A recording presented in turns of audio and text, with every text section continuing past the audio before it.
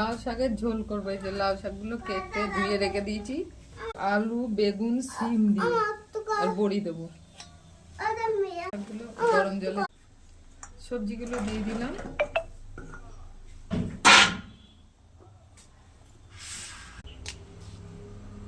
লবণ দিলাম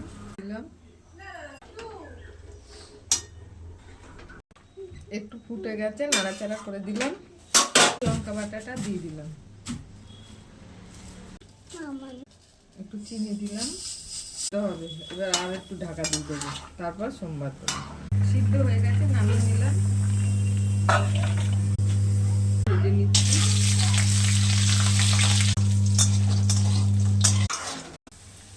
দুটো শুকনো লঙ্কা দিলাম ফোড়নে,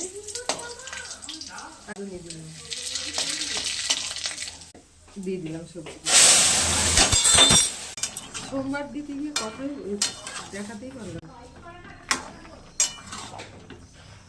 সিদ্ধ হবে, হয়ে গেছে প্রায়, আর একটু নাড়াচাড়া করে নামিয়ে নেবো। হয়ে গেছে লাউ ডোকার ঝোল, সবজি দিয়ে বড়ি দিয়ে এইভাবে করে খেয়ে দেখবেন কেমন লাগে। তো কেউ আমার রান্না পছন্দ করছেন না মনে হচ্ছে, কারণ আগে অনেক লোকে দেখতো, এখন কমিয়ে দিচ্ছে লোক। রান্নাটা মনে হচ্ছে বন্ধ করে দিতে হবে আমার।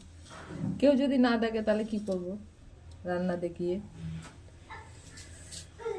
করে দেখবেন, সাপোর্ট করবেন।